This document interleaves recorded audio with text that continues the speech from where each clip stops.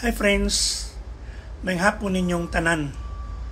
Karon wala ko karon sa Las Casas Subdivision sa Indangan.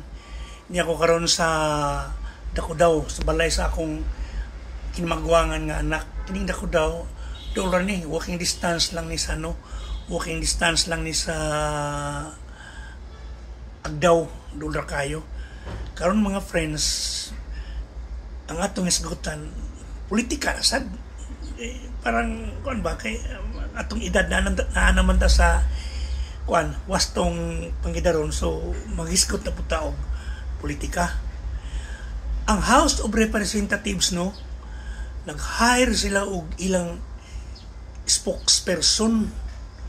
Ang ilang gi-hire ang anak ni Abante. Grabe na pa to kay isog kaayo kay pag-speech niya sa Manila gisaway niya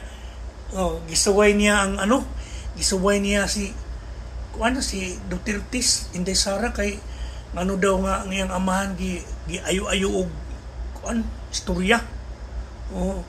Muna yung spokesperson sa House of Representatives. Unya ang sa Malacanang kay ang ilang spokesperson kay si Attorney Clearman, puros mga isog.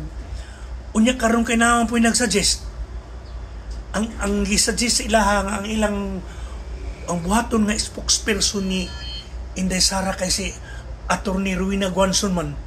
Sus, grabe. Sa magisgot tag credential kini si Attorney Guanzon former commissioner sa Comelec, former commissioner sa Commission on Audit, unya professor sa UP, di kuyo kay credential. Unya si kuan pod kanang anak ni Abante nga spokesperson sa House of Representatives, murag nakaagi mo na siyang mayor sa mayor ba? Konsyal sa Manila. Niya naging spokesperson sa former mayor sa Manila. Unya si Claire pod, abot unsa to background ni Claire. Pero ang history ni Attorney Guanzon, siya queen of Budagulan, mas kuyaw si Guanzon. Muni pinakalami ron nga fight ron sa mga spokespersons kay sila Sara na si Attorney Rowena Guanzon, sa palasyo na si Attorney Claire, sa House of Representatives na ang anak ni Abante. Muni gwapo sa akong pamati, kuyaw ni gitsi. Muni gwapo kay kuyaw kay ni si Rowena Guanzon.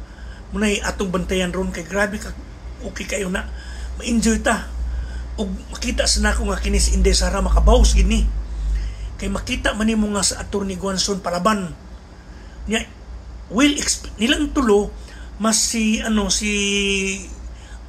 Attorney Guanzon mas well experienced compare sa duha. So maniid lang ta mga friends kung unsay mga sunod nga mga mahitabo. O sige friends, din nila ko kutob. Salamat!